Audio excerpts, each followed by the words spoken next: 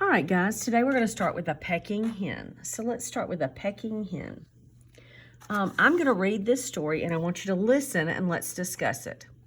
As I read aloud, think about the small pieces of information that tell more about what this story is mostly about. The pecking hen. Grandma Bess lived in a big old white house in the country.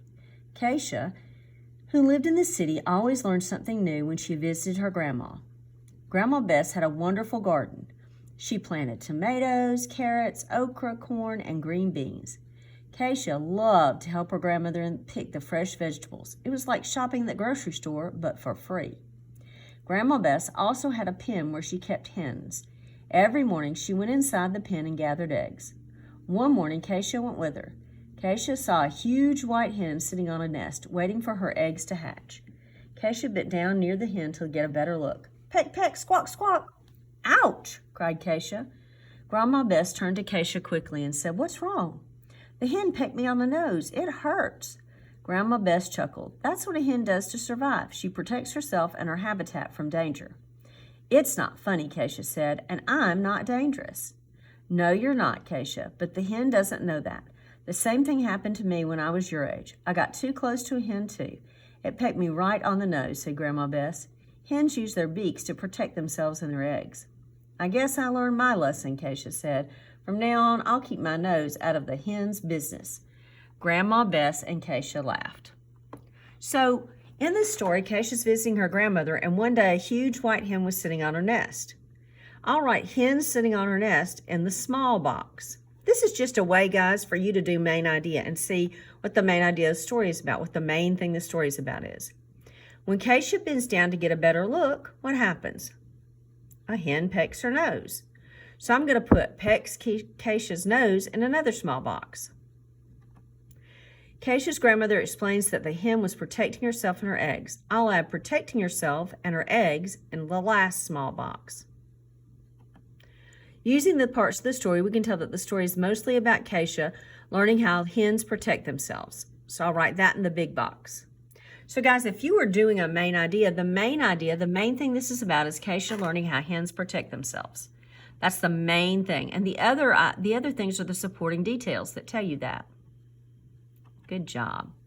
All right, let's listen to a little bit about main idea and details.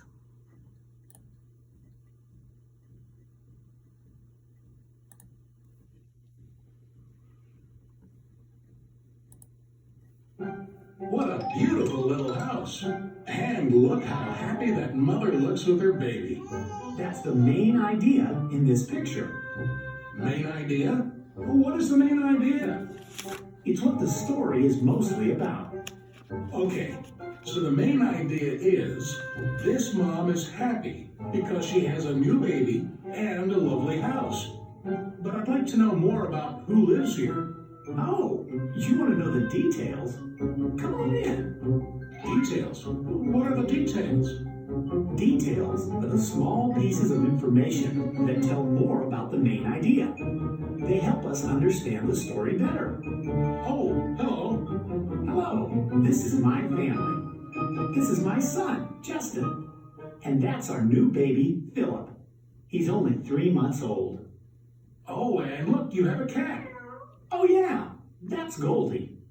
So when I first saw your house from the outside, I saw that it was beautiful and that the mom was happy. And when I came inside, all the details you showed me helped me to better understand the main idea. Yep, that's what details do. No wonder you're all so happy. You have a lot to be happy about. We sure do. Well, I better get back to helping Justin with his homework. Okay, so that told us about main idea and details. So the main idea of the story is what the story is mostly about, and good readers think about the details to find the main idea. What do the details in this picture show? What does the main idea in this picture show? Mom's happy holding her baby, isn't she? All right, and this is one of your other sheets that you'll do this week.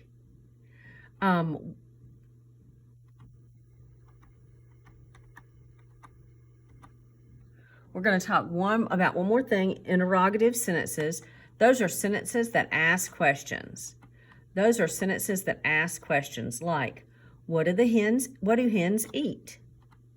How often do they lay eggs? All these sentences are interrogative because they ask something, and they all have something special at the end. They're questions, so they begin with a capital letter, an uppercase letter, and they have a question mark at the end. Questions use words in a different order than most declarative sentences.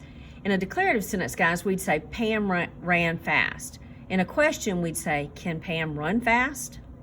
We have to switch the wording up. So let's look at these. Blank, do you see wild animals? What, why, or where? Where do you see wild animals? Blank, do you like to watch wild animals? Why do you like to watch wild animals? Wild animals can see you. What wild animals can see you? I hope none. I don't want any wild animals looking at me. Blank, are some animals wild? Why are some animals wild? All right, let's wrap this up. Short E, like et and egg. You spell the short E with a E. And in the story, the hen protects herself by pecking. And tomorrow we'll read some more. Bye.